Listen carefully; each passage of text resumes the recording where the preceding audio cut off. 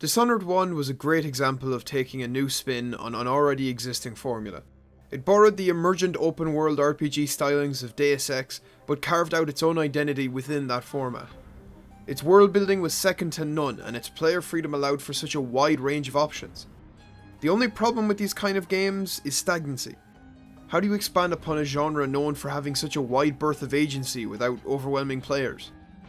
Much like its predecessor, Dishonored 2 does little to break fresh ground on the already established genre. It uses the same ideas with smaller tweaks but on a much grander scale, and at the end of the day, is that such a bad thing? Quick aside, because of the nature of Dishonored 2's plot being so closely tied to player actions, I'll clarify my playstyle and say I was playing through the story as Emily Caldwin in a low chaos run. Dishonored 2 starts off on the quickest path possible to thrust you into the thick of it. The story is set 15 years after the Empress Jessamine Caldwin was assassinated in a conspiracy to overthrow the Empire. The returning Emily Caldwin rules with her father Corvo Attano at her side as royal protector. On the 15th anniversary of her mother's murder, a mysterious woman named Delilah claims to be the sister of the late Empress, and therefore the true heir to the throne. From here, you choose to play as Emily or Corvo for the rest of the game, with the non-chosen character being captured by this new Empress. Helped by a handful of people still loyal to the true heir, either Corvo or Emily escape to the tropical island of Karnaca in search of a way to defeat Delilah and her band of usurpers. Much like the first game, you use a remote location as a hub for you to be briefed on your list of targets in Karnaca, while learning about the characters aiding the efforts to restore the throne. Once you've had your fill of world building, you're shipped off to the next area to explore and hunt down another one of Delilah's cronies. For a world filled with political intrigue, factions warring over the Empire's favour, and characters gaining supernatural powers from a mysterious outsider, Dishonored 2's plot is rather uninteresting.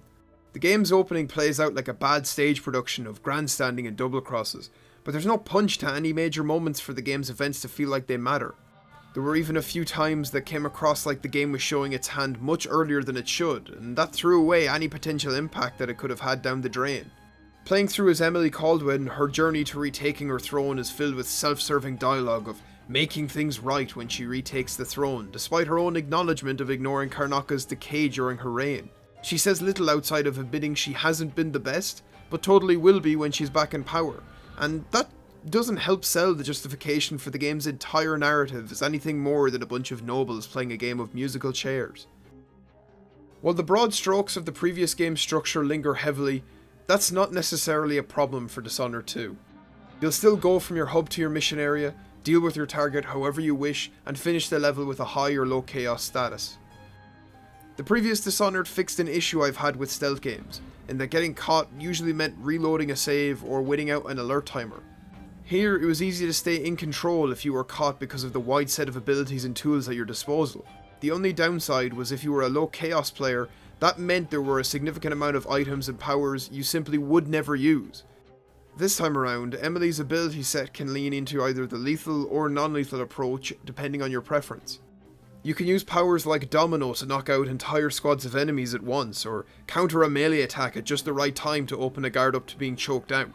It really gives you this wide set of tools for non-lethal players, and this time it feels like they've accommodated all playstyles. This high degree of player freedom gels solidly with the enormously dense environments Arcane Studios crafted.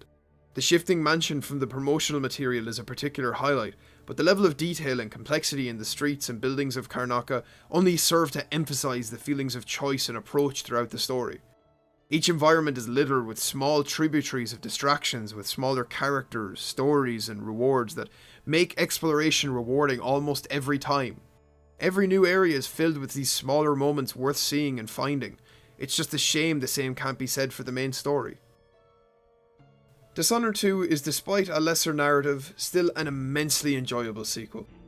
Arcane took the already dense amount of player freedom from the first game and expanded upon it in some really great ways. Much like Dishonored 1, it does little to shake up an already existing type of open world game, but man does it nail the best parts of its genre. I give Dishonored 2 a 4 out of 5. Hey everybody, thanks for watching. Do all the typical YouTube garbage, like this thing, fucking share it, I don't care.